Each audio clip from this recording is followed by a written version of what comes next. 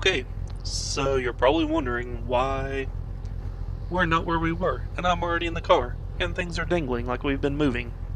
Well, my friends, that's because I have already been moving, due to the fact that I have already went about 7 kilometers and stopped at 3 different buildings,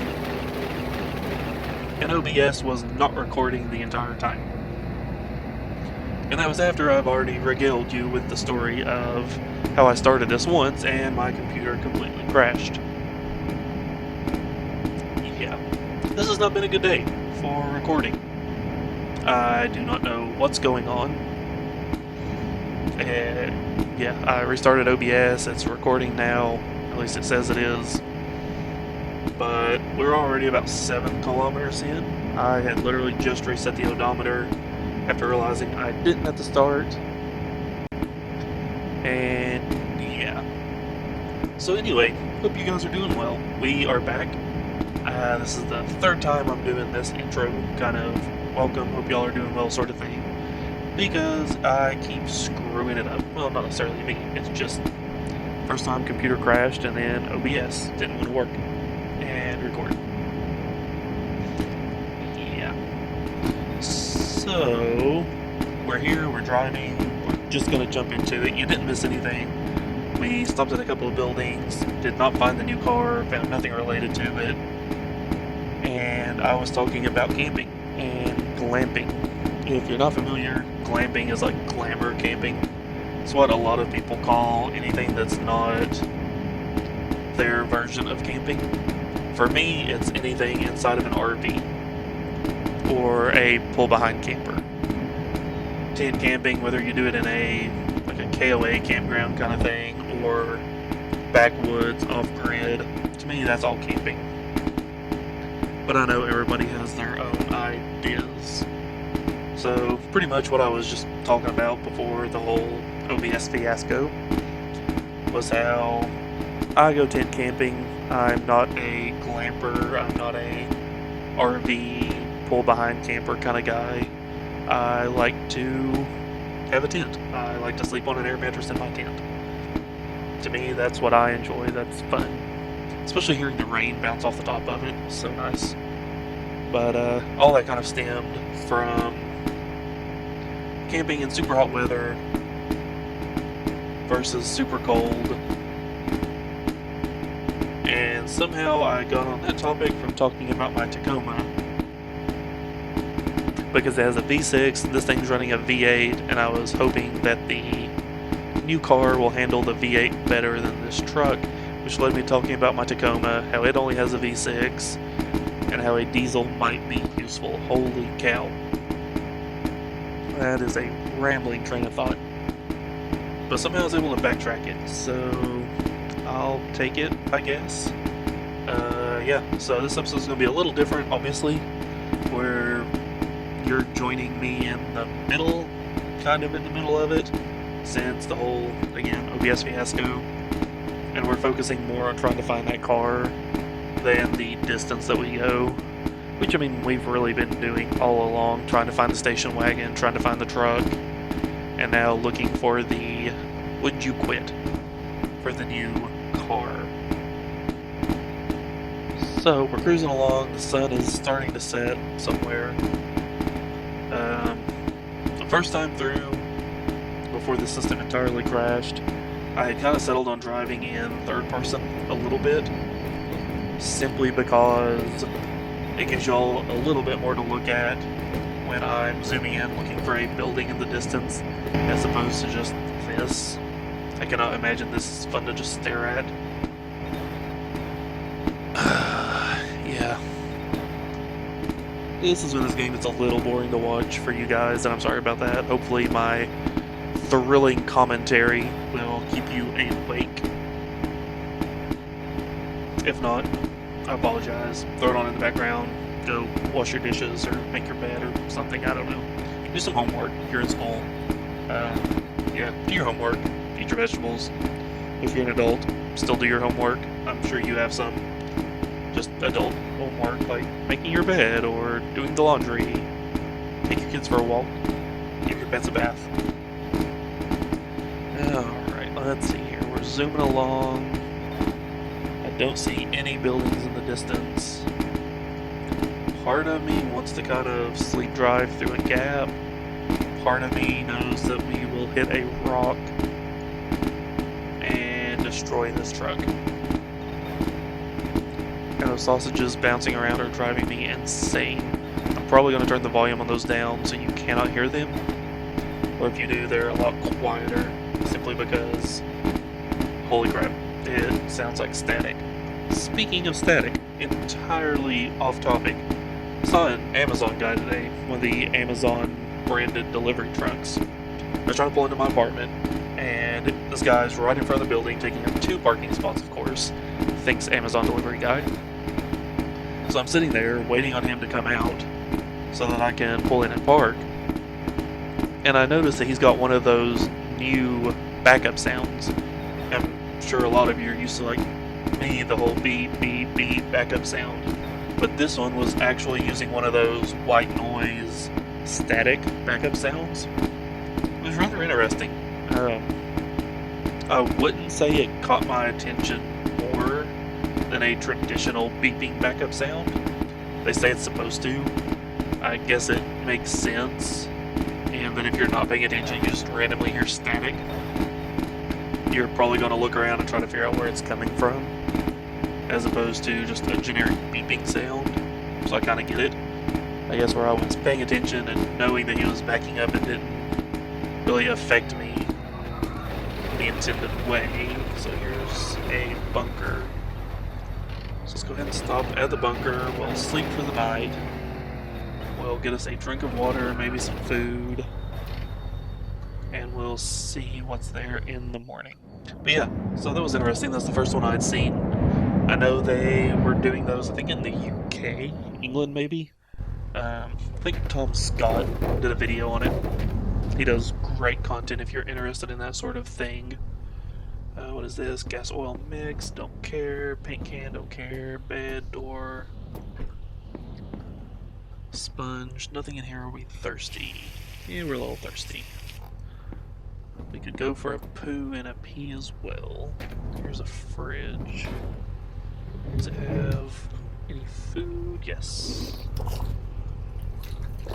Alright, so we're hungry. We're not hungry. We need to take a poo.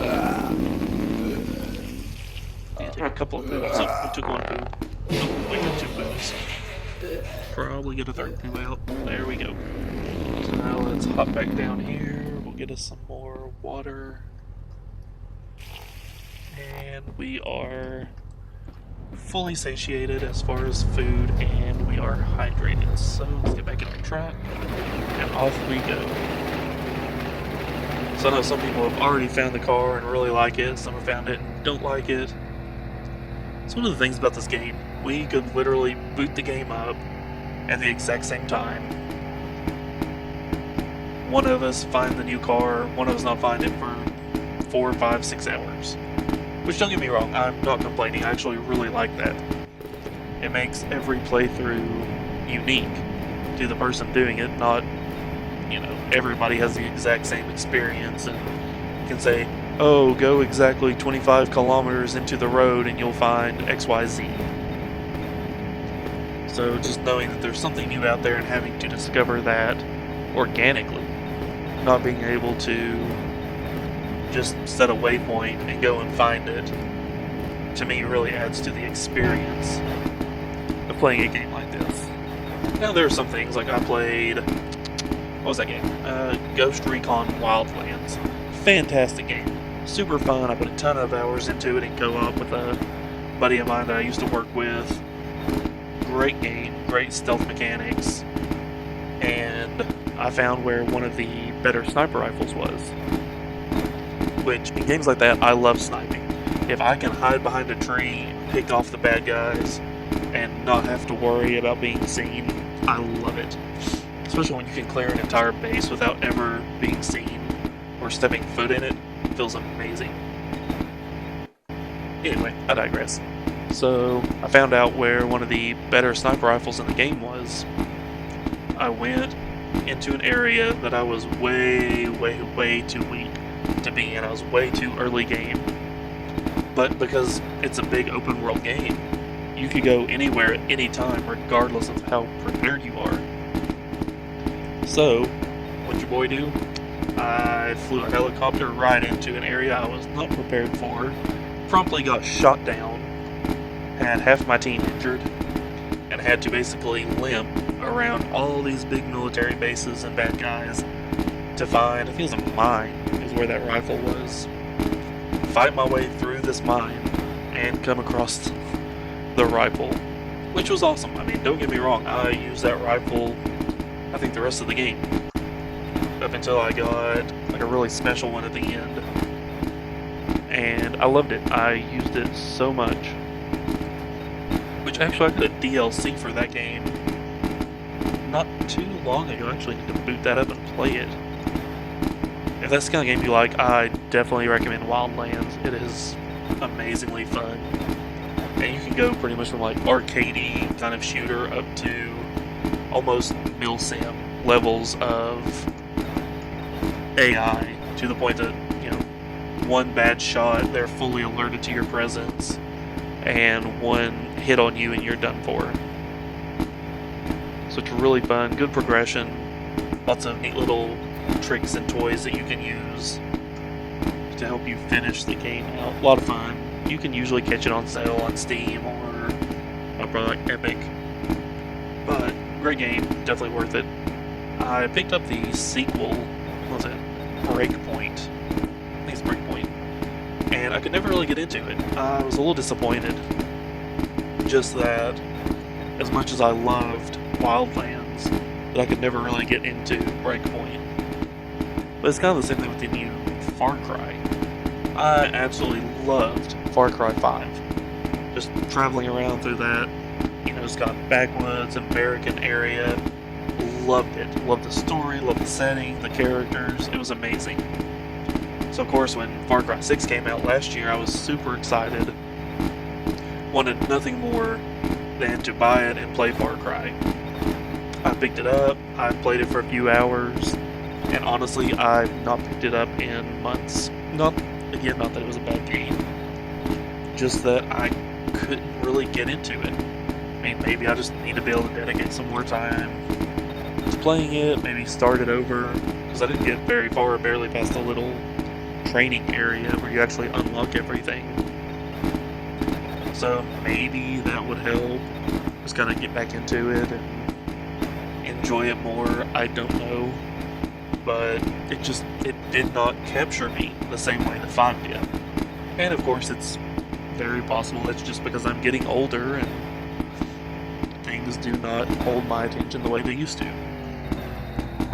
Okay, so we got a small gas station here, and then we got, it looked like a large gas station kind of spawned in off the side. What truck? What the heck? It's gotta be these white walls. Alright, so there's an articulating bus. Come on. Crap. Ugh. Of course. So maybe at some point, if you guys really want to see it, we'll do the articulating bus. I never did the articulating. I did the regular bus before I think that was my very first playthrough of the game, before I understood much about how the baskets and all that worked. Knowing how the baskets worked, the big bus would actually be really nice, just having all that storage space. But I've said it before, and at this point I really kind of stick by it.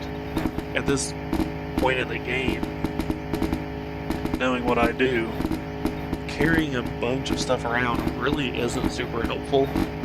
I mean, obviously having some food, some water, a cleaning supply, clean blood if you have a wreck. What's that? Does that have something? You know, that's the kind of thing you definitely want to carry around. Maybe an extra tire. But, I mean, that's really about it. I mean, there's not a lot of need to carry around 18 bajillion things with you. Alright, so I think this is a small gas station. Yep.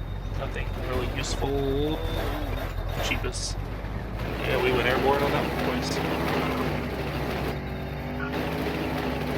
spun out because V8. Okay. I actually got a chance a little while back to drive a Dodge Challenger, one of the newer ones with the big Hemi V8. I gotta say, that thing was a lot of fun to drive.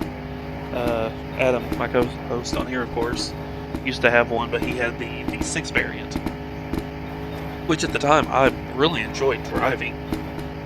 But there were certain things about it I just sort of hated. Like, it seemed to take corners really poorly, it had bad viewing angles, felt like I could never see out of it. And I guess they've redesigned some of that. And maybe it's just the V8, this is a higher end model or something, I don't know. But this V8 version was phenomenal. I absolutely loved driving it.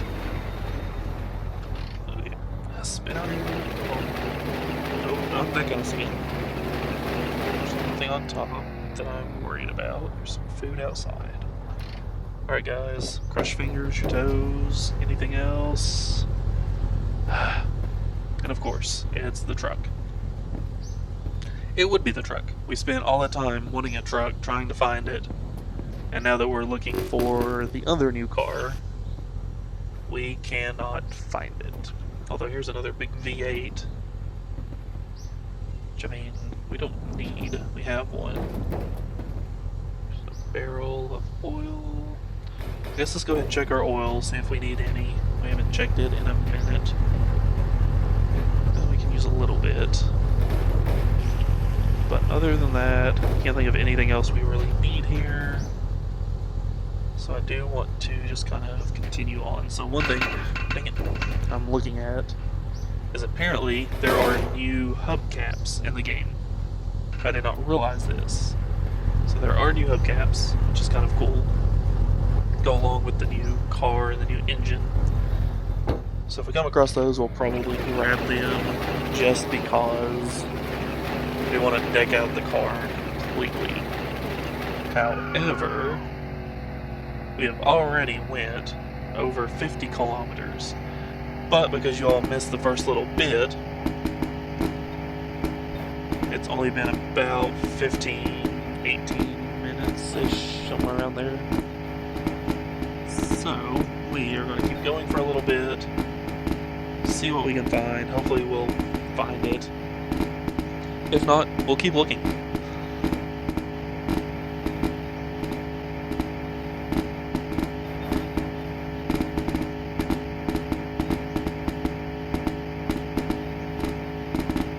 Let's see, nothing, a whole lot of nothing. But that building kind of came up out of nowhere. So, what? Oh, why? Okay, guys, I am back again. So, we are back at this place with the red truck. So I don't know what is going on. However, my computer crashed again.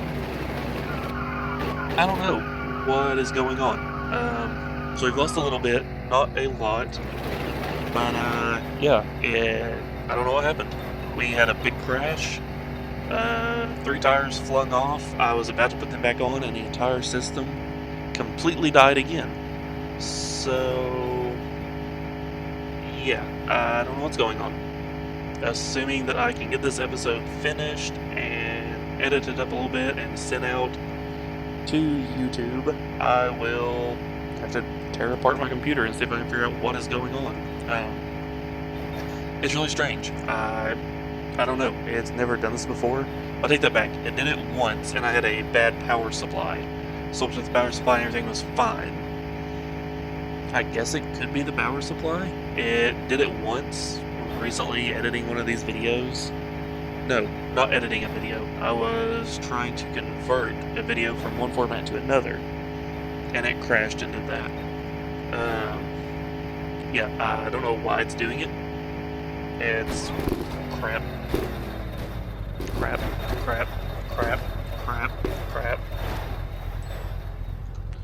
Okay, what did we lose this time? Lost some hubcaps, a bunch of hubcaps. I thought I saw something flat, like the hood bounce off.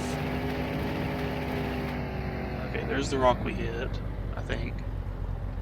Maybe? Is that the rock we hit? Although honestly, if all we lost is hubcaps, I really do not care at this point. I'm gonna get irritated. This episode has taken all day just to try to record because of all these crashes. And I'm getting pretty annoyed. If it crashes again, I might just put the video out the way it is with a disclaimer at the end saying what happened and leave it at that. Trying to figure it out and fix it up before the next episode, which hopefully I can get out on Saturday like normal. But we will see. So basically, we've already reached our distance for the day. So this might end up just being a kind of a short video because we blew through a lot of distance really quick. And with this computer dying the way it is, we might just find a spot to stop, check it out, see if there's anything there for us to steal, and call it a day, see if I can get this edited together, and then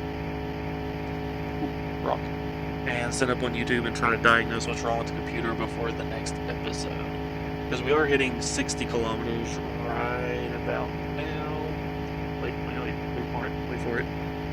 Now. So we'll probably find a spot to stop at here in just a minute. Yeah, this hasn't been a great episode, to be perfectly honest. It's going to be pretty terrible. I absolutely understand if you guys do not like it.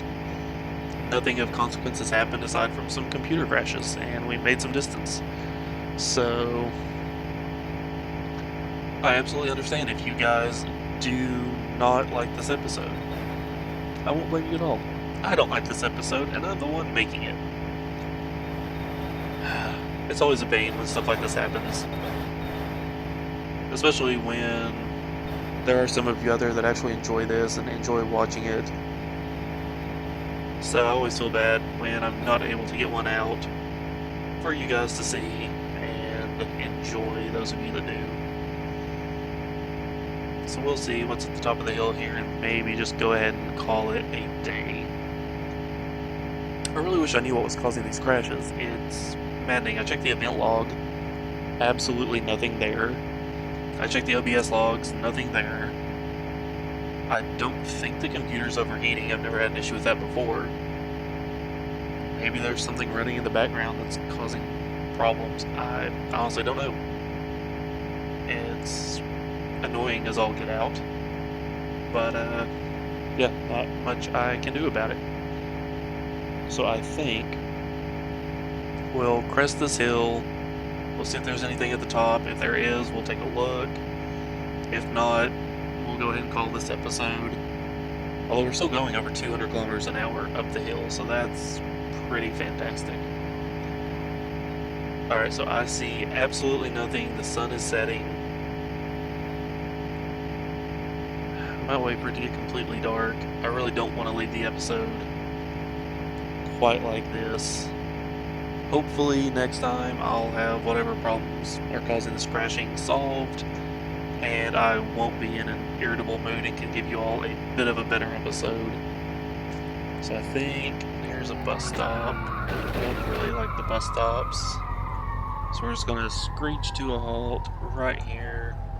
We're going to fall asleep in the car a little early, which means it'll probably still be dark. Sun is up. Awesome. What was that? That's a rock.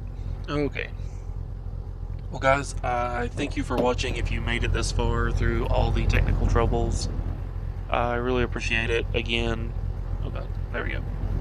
Again, this has been a terrible episode. Hopefully the next one will be better. And yeah, so like I said, guys, this one has been terrible, but I appreciate you watching, and as always, I'll see you next time.